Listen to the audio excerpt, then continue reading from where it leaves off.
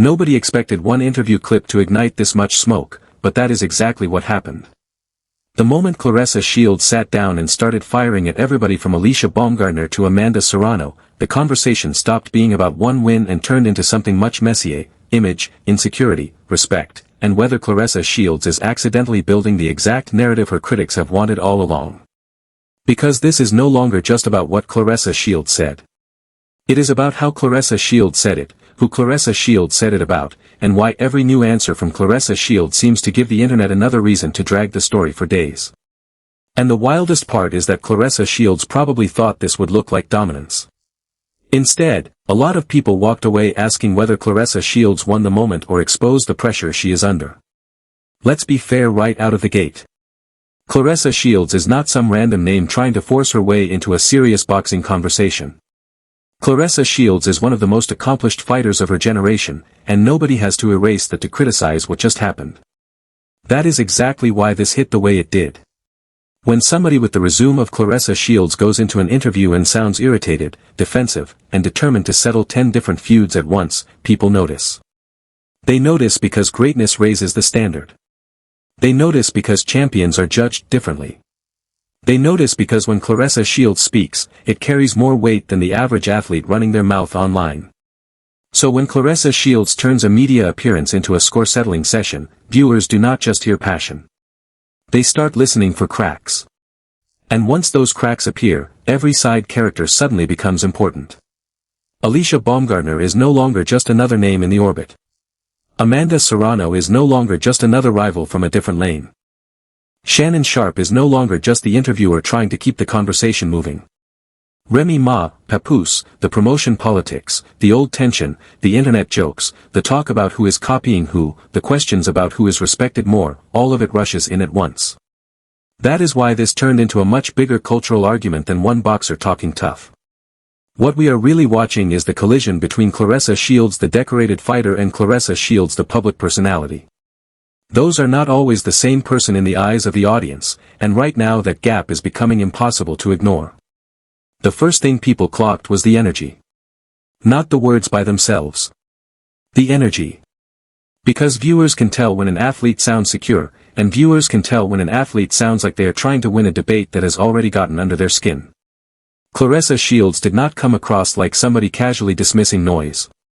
Claressa Shields came across like somebody who had memorized every insult, every side-eye, every social media post, every mention of Alycia Baumgardner, every comparison to Amanda Serrano, and every whisper that somebody else might be getting the shine. That kind of response always changes how the audience receives the message. What might have sounded bold on paper starts sounding personal on camera. What might have sounded confident in a quote starts feeling touchy when the face, voice, timing, and interruptions are all part of the package. That matters, because the internet rarely judges only the substance. The internet judges posture. The internet judges vibe. The internet judges whether somebody appears above the mess or trapped inside it. And in this moment, the reaction from a lot of viewers was that Claressa Shields looked too invested in proving she was above people she claims are beneath her. That is the contradiction that keeps the clip alive. If Alycia Baumgardner is not on Claressa Shields' level, why does Alycia Baumgardner still seem capable of pulling this kind of emotion out of Claressa Shields? If Amanda Serrano is not somebody Claressa Shields needs to worry about, why does Amanda Serrano keep surfacing in the same breath as status, accolades, and respect? These are the questions people keep replaying, and Claressa Shields gave them oxygen instead of suffocating them. Then there is the Shannon Sharpe factor, and that piece is more important than people think. Shannon Sharpe did not have to scream, attack, or even argue for the segment to become revealing. Sometimes all a host has to do is let a guest keep talking. Sometimes all a host has to do is ask one doorway question and step aside. Shannon Sharpe has been around enough stars to know that if a guest is already emotionally loaded, the smartest move is to let the momentum expose whatever is sitting under the surface. That appears to be what happened here. The more Claressa Shields pushed, the less Shannon Sharpe had to do. The moment began to frame itself. And once the audience senses that a host is watching somebody talk themselves into trouble, retention goes up because everybody starts waiting for the next line that goes a step too far. What made the clip even more combustible was the target selection. Claressa Shields was not just talking about opponents in a clean, technical, sports-first way. Claressa Shields was talking like somebody responding to a personal betrayal map. That distinction changes everything. The audience can handle rivalry. Sports fans love rivalry. But when rivalry spills into what sounds like resentment over relationships, cliques, loyalty, visibility, and attention, the storyline mutates. Suddenly it is not just about belts and weight classes. It becomes about hierarchy and hurt. It becomes about whether Claressa Shields feels isolated. It becomes about whether Claressa Shields sees every alliance around her as a coordinated campaign. And once the audience starts reading it that way, every sentence from Claressa Shields sounds less like strategy and more like frustration escaping in real time. Alycia Baumgardner ends up sitting at the center of that tension because Alycia Baumgardner represents more than one thing in this conversation. To supporters of Claressa Shields, Alycia Baumgardner can be framed as somebody benefiting from side drama and attention plays. But to critics of Claressa Shields, Alycia Baumgardner represents a different kind of star packaging: style, unpredictability, self-promotion, and a willingness to move through boxing culture in a way that gets people talking even when no glove is being thrown that night. That is why Alycia Baumgardner keeps landing back in the discourse. Alycia Baumgardner triggers a comparison that is not strictly about skill. It is about who controls the room, who sets the tone, and who looks effortless doing it. Claressa Shields may hate that framing, but the audience clearly understands it. Amanda Serrano complicates the picture in a different way. Amanda Serrano brings accolades, mainstream respect, and the kind of resume language that makes casual fans pause. Even people who are not deep in boxing understand that Amanda Serrano carries a serious reputation. So when Amanda Serrano gets mentioned anywhere near Claressa Shields, audiences instinctively switch into comparison mode. Not always because the matchup is immediate or realistic, but because Amanda Serrano symbolizes a kind of broad approval that athletes crave whether they admit it or not. Amanda Serrano has the sort of public aura that can frustrate other stars: respected, accomplished, often described as humble, and easy for audiences to root for. That is why Amanda Serrano becomes such a powerful name in these debates. Once Amanda Serrano is in a conversation, it is no longer just about who is loudest. It is about who feels bigger in the public imagination. And this is where the whole moment starts to turn into a branding problem for Claressa Shields. Because when viewers compare Claressa Shields to Amanda Serrano or Alycia Baumgardner, many of them are not making a pure boxing argument. They are making an emotional argument. They are asking who feels likable, who feels composed, who feels generous in victory, who feels secure under pressure, who seems to attract chaos, and who seems to create it. That may be unfair, but it is real. Public image does not only belong to the athlete. It belongs to the audience too. Once enough people decide that Claressa Shields sounds irritated by the spotlight on other women, every future quote from Claressa Shields gets filtered through that lens. That is the danger. A narrative, once established, starts editing the footage before the viewer even hits play. And if Claressa Shields is not careful, the story stops being undisputed champion speaks her mind, and becomes great fighter cannot stop feeding the same grievance cycle. Those are two very different identities. The first one can be magnetic. The second one can be exhausting. Audiences will tolerate heat if it feels fresh. They will tolerate conflict if it feels justified. But if the same emotional note keeps getting hit over and over, fatigue sets in fast. Then even loyal fans start saying, why is Claressa Shields still talking about this? Why is Claressa Shields still reacting to that? Why does Claressa Shields sound like she is shadowboxing with the comments section? That is when attention stops working in your favor. There is also a gendered layer here that makes the whole situation even more loaded. Women in combat sports are often pushed into a double bind. If they speak softly, people say they are not marketable. If they speak forcefully, people call them bitter or difficult. Claressa Shields knows that. Claressa Shields has spent years fighting not only opponents but entire systems that do not reward women in boxing the same way men are rewarded. That context matters, and anybody pretending it does not is being dishonest. But context does not eliminate consequence. It only explains some of the temperature. Claressa Shields may feel that she has to be louder to be heard. The problem is that audiences are not always listening for the same thing. They may applaud the force while still rejecting the delivery. That contradiction is brutal, but it is part of the media reality every visible athlete has to manage. The style copying argument added another combustible layer because those accusations are never just about fashion or poses. They are about identity. When fans hear people arguing that one woman is borrowing another woman's energy, presentation, or visual cues, the debate instantly stops being small. It becomes symbolic. It becomes about authenticity. It becomes about who is the original and who is chasing the look of the original. Whether people think those accusations are silly or serious, they stick because they are easy to understand. Technical boxing discourse can lose casual viewers. Image politics never does. Everybody understands the language of copying, stealing the shine, biting a style, or trying to wear someone else's aura. Once that accusation enters the bloodstream of a rivalry, every outfit, pose, promo clip, and interview becomes evidence for one side or the other. Then there is the question of scale. This is where Claressa Shields may be underestimating how online discourse works now. In the old model, an athlete could win the actual contest and be done with it. In the current attention economy, that is only half the battle. There is the fight, and then there is the afterlife of the fight. There is the clip economy, the meme economy, the reaction economy, the commentary economy, the quote post economy, the rivalry recap economy. If Claressa Shields wins in the ring but keeps producing viral moments that make people focus on personality conflict instead of dominance, then the center of gravity shifts. The headlines stop honoring the accomplishment and start feeding the controversy. That does not erase what Claressa Shields has done.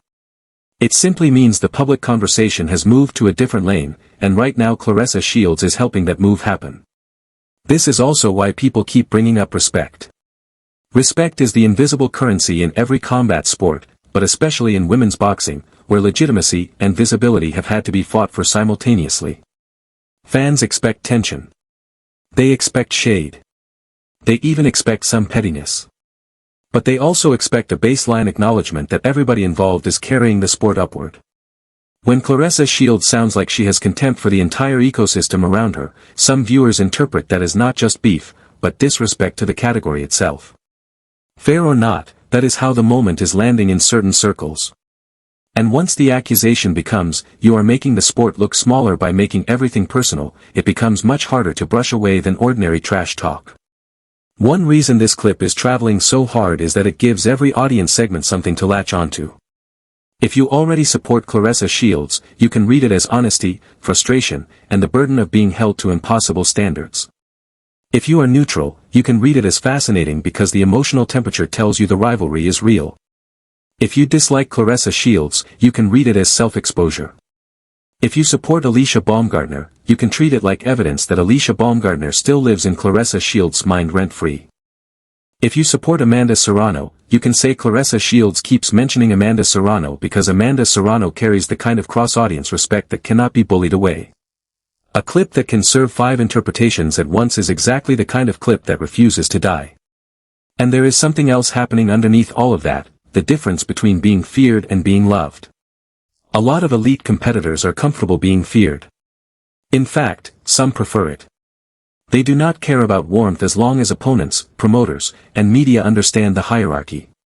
But the modern sports entertainment machine is not built only on fear. It is built on attachment. It is built on repeat engagement. It is built on audiences wanting to spend time with your persona outside the event. That is where Claressa Shields runs into a more delicate challenge. Claressa Shields can command respect as a fighter and still struggle to command affection in the broader public arena if interviews keep reinforcing the same sharp-edged image. And in the age of clips, affection compounds faster than intimidation. Now let's talk about the "they all teamed up" feeling, because that sentiment reveals more than may be intended. When an athlete starts framing multiple critics, rivals, or associates as one combined front, audiences immediately hear either persecution or paranoia. Sometimes that feeling is understandable. Public life can create very real pile-ons. But saying it out loud the wrong way can make it sound like you are losing perspective. That is what happened for some viewers here. Instead of hearing Claressa Shields as somebody coolly identifying an obvious alliance, they heard Claressa Shields as somebody who feels surrounded. And once that perception enters the story, every new conflict becomes part of a larger emotional map, not just disagreement, but a siege mentality. That is not a flattering narrative for a champion unless it is handled with extreme discipline. The mention of outside celebrity figures only widened the frame. The second names from music, media, or relationship drama enter the conversation, the boxer stops being read solely as an athlete and starts being read as a participant in celebrity warfare. That can generate attention, yes. But it also changes the standard by which people assess the person at the center. Now the audience is not only asking, can Claressa Shields fight? They are asking, is Claressa Shields acting like a champion or a gossip page regular? That distinction may sound harsh, but it is exactly how digital audiences compartmentalize behavior.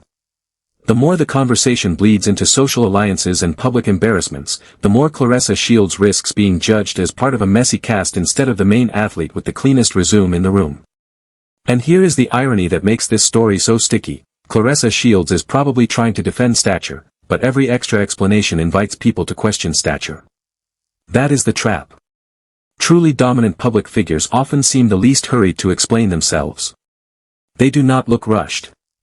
They do not look offended by every comparison. They do not look like they need a panel discussion every time somebody else trends. The audience reads that calm as proof of rank.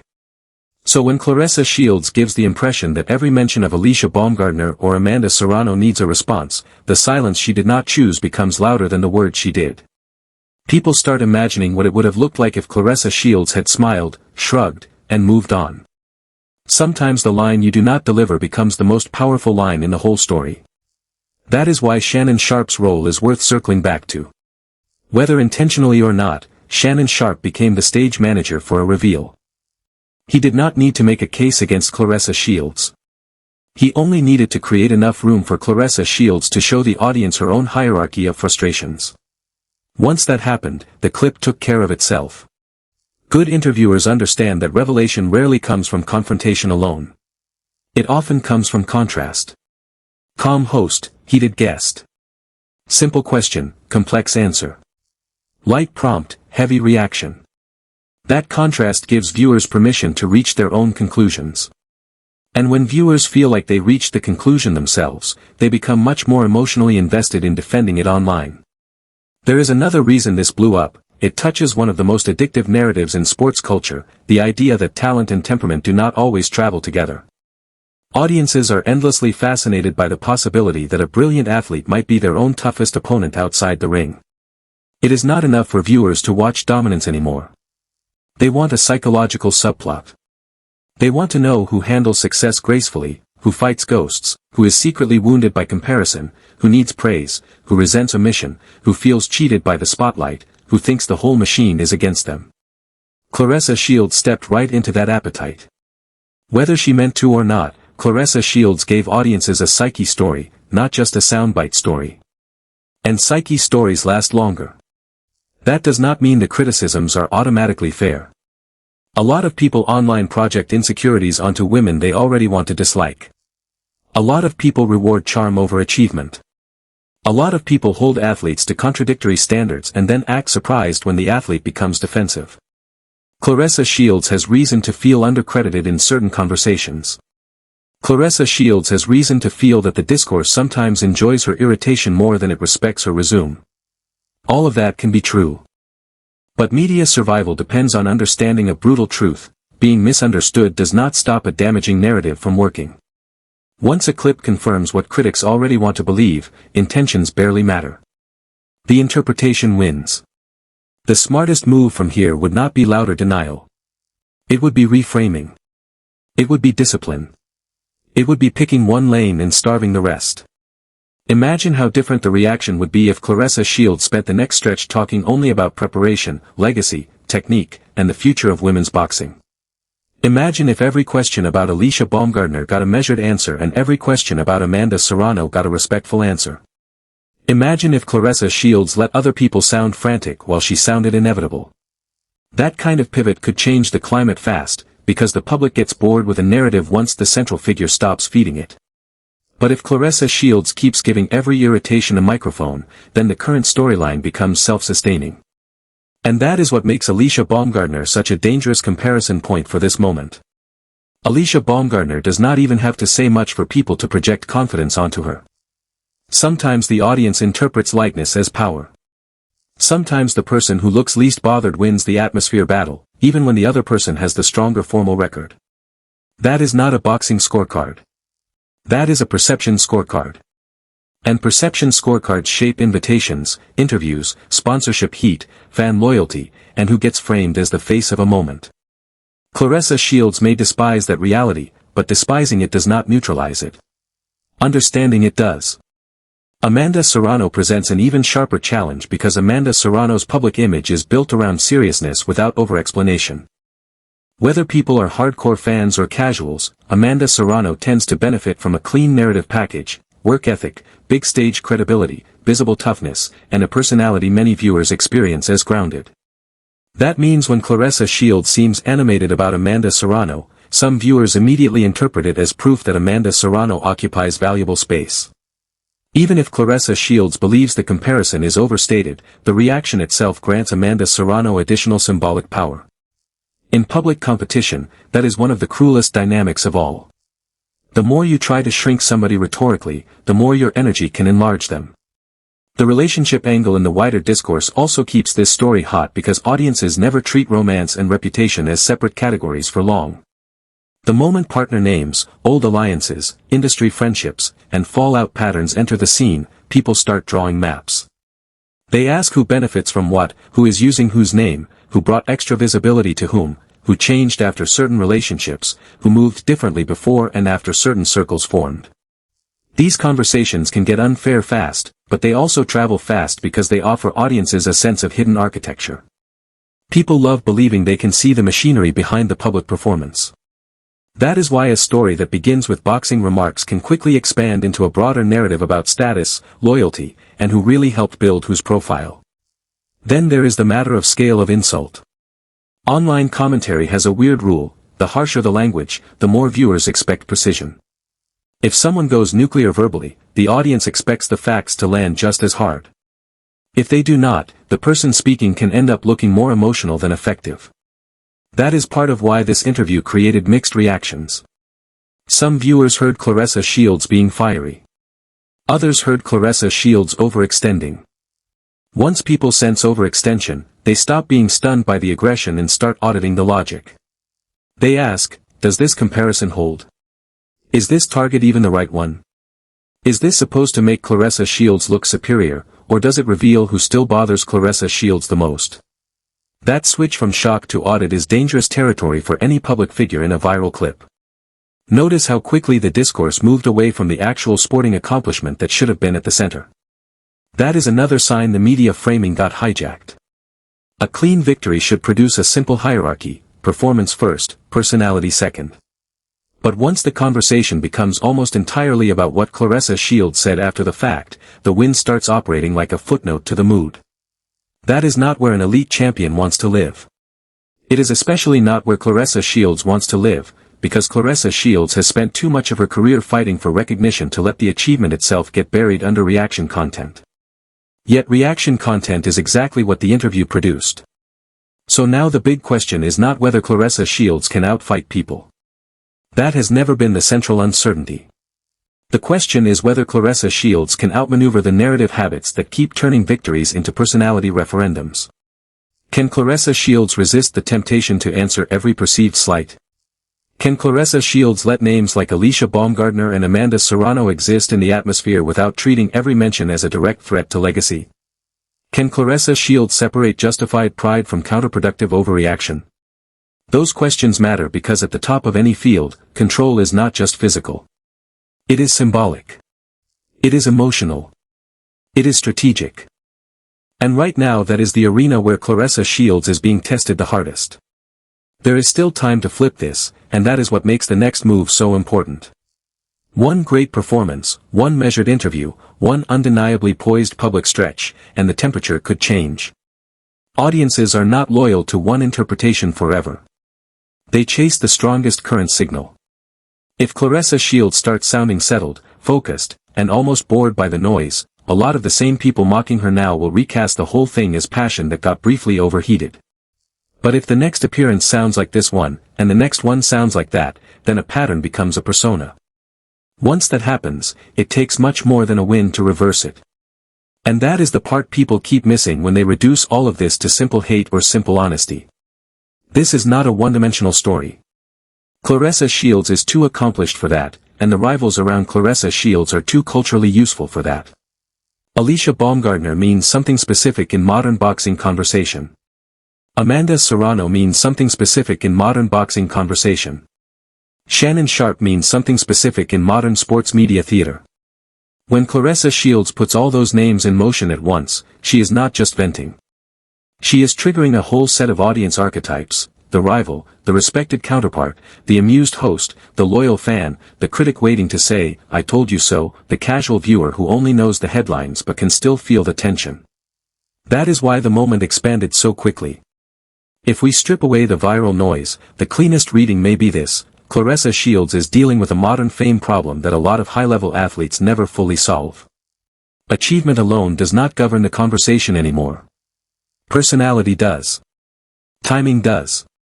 Tone does. Media literacy does. Knowing when to hit back matters. Knowing when not to hit back matters even more. Claressa Shields clearly understands combat. The more difficult question is whether Claressa Shields can treat public narrative the way an elite fighter treats range, pacing, and shot selection. Because this interview looked like somebody throwing too many punches when one clean counter would have done more damage. And maybe that is why the clip keeps replaying across platforms. It contains a contradiction audiences cannot resist. Claressa Shields sounds powerful, but also pressured. Claressa Shields sounds confident, but also reactive. Claressa Shields sounds like the person trying to dominate the conversation, yet parts of the conversation still seem to dominate Claressa Shields. That tension is catnip for viewers because it feels unresolved. People do not only want a winner. They want a winner whose mindset makes sense. Until Claressa Shields closes that gap between resume and public energy, every interview will carry extra stakes. So where does that leave Alycia Baumgardner and Amanda Serrano in the bigger picture? In a strange way, stronger than before. Not necessarily because either woman said the perfect thing, or because either woman even needed to. They become stronger in discourse simply because Claressa Shields helped frame them as relevant enough to address with visible heat. In the public imagination, relevance expands the moment a dominant figure reacts. That is why people keep saying the clip helped everyone else as much as it helped Claressa Shields, maybe more. It distributed attention. It widened the rivalry map. It made the ecosystem feel crowded instead of conquered. And that brings us to the final pressure point. Great athletes usually want the scoreboard to settle what ego cannot. But the current media world loves an unfinished argument. It rewards the lingering stare, the clipped answer, the suspicious alliance, the awkward laugh, the mention that sounds a little too sharp, the host reaction that says more than a monologue ever could. Claressa Shields stepped into that machine and gave it exactly what it needed to keep running. The only question now is whether Claressa Shields recognizes the cost of that gift. Because if Claressa Shields wanted the story to be simple dominance, this interview complicated everything. What happens next could define more than one press cycle.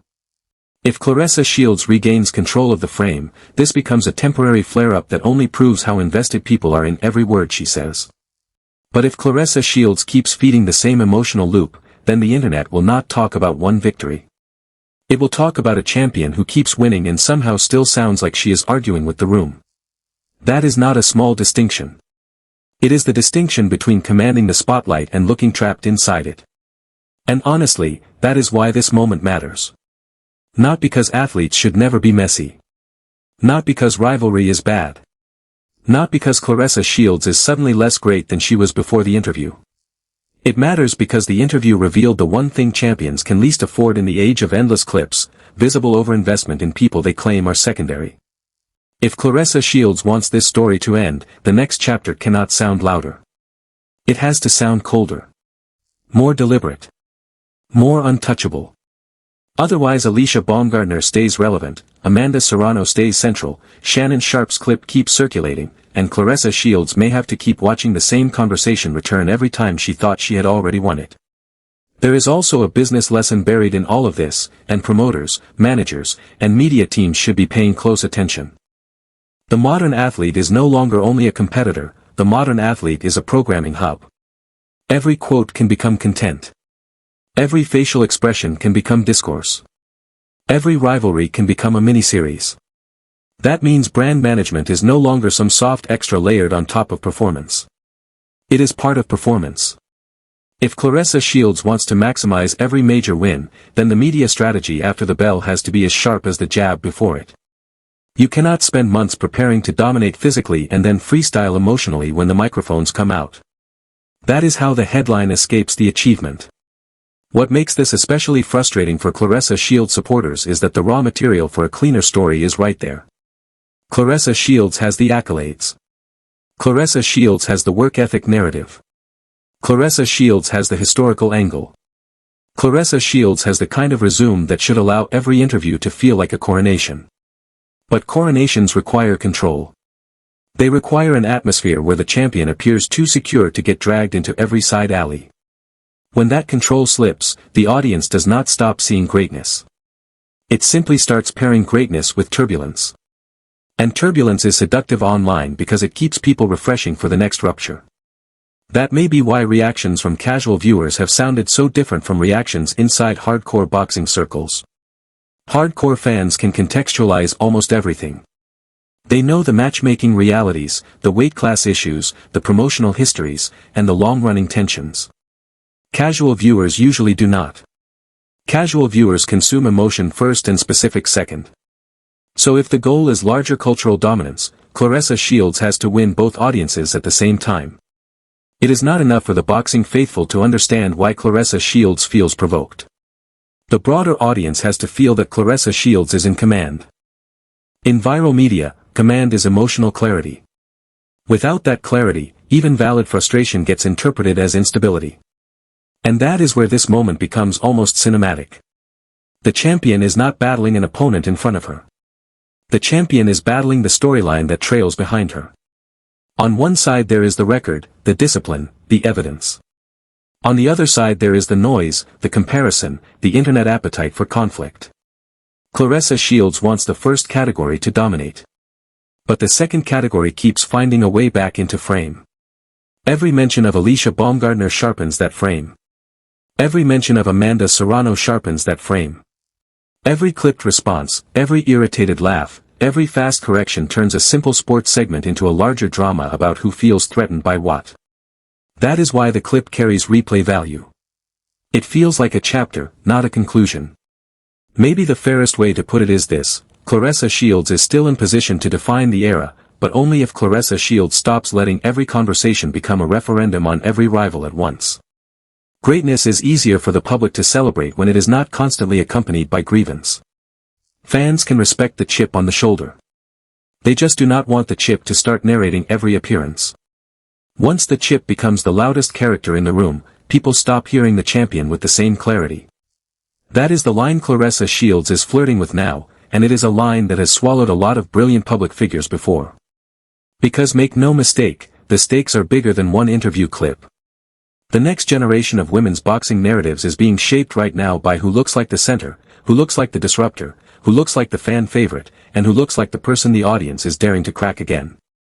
Claressa Shields can still own that center. But ownership requires more than being the best on paper. It requires making the camera believe you are untouchable. Not unbeatable. Untouchable. There is a difference, and the public knows it when it sees it. So now I want to know what you think.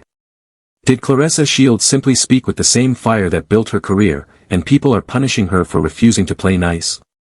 Or did Claressa Shields hand Alycia Baumgardner and Amanda Serrano a bigger public win by sounding too bothered in the middle of her own moment? And most importantly, if Claressa Shields sits down for another major interview soon, should Claressa Shields double down and keep every name on the table, or should Claressa Shields starve the drama and force the spotlight back onto the boxing? Because that next decision may tell us whether this was a passing storm or the beginning of a much bigger image problem.